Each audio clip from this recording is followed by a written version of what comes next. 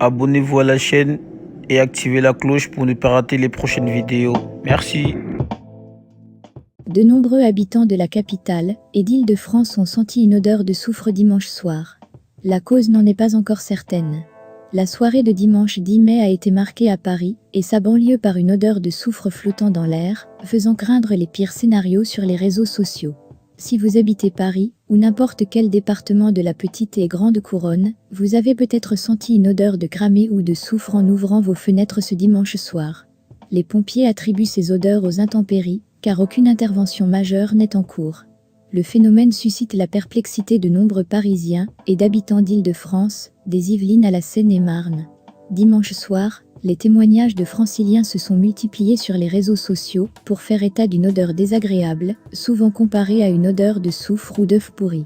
Les pompiers indiquent à France Bleu Paris avoir reçu plusieurs appels inquiets sur ces odeurs désagréables, mais aucune intervention majeure, comme un incendie par exemple, n'est en cours. Ce dimanche soir, les pompiers attribuent ces odeurs aux intempéries de ce week-end, alors que l'Île-de-France a connu des pluies très abondantes et des orages. Dans un tweet, les pompiers rassurent les franciliens inquiets en demandant à ne les appeler qu'en cas d'urgence. Du côté de la mairie de Paris,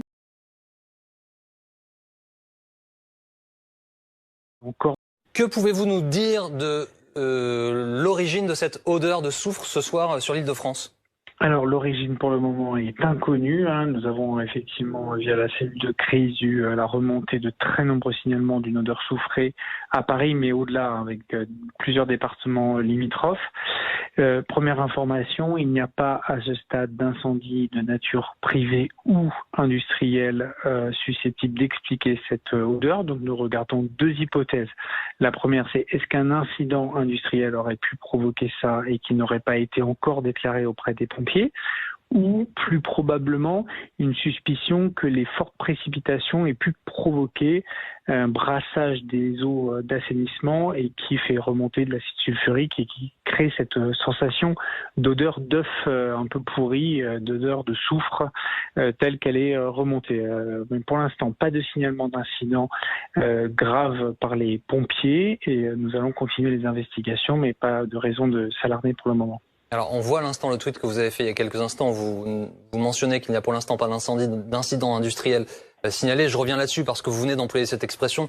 Évidemment, pour les Français, elle est quand même significative. Il y a eu l'incendie à Lubrizol qui a empoisonné la vie, sans mauvais jeu de mots, de milliers de personnes. Évidemment, c'est une crainte. Donc, vous investiguez aussi cette piste-là d'un incident possible industriel. Oui, c'est-à-dire que nous, c'est simplement les pompiers. Les pompiers sont appelés dans ce type d'incident et pour le moment, aucun événement n'a été remonté de nature à expliquer une pollution olfactive de ce type-là. Donc, il n'y a pas de raison de s'inquiéter. Et donc, pour le moment, on met plutôt ça sur le dos des précipitations qui ont quand même beaucoup brassé les réseaux souterrains, les réseaux d'assainissement. Mais on va suivre ça dans les minutes et les heures qui viennent, mais aucune raison de s'alarmer.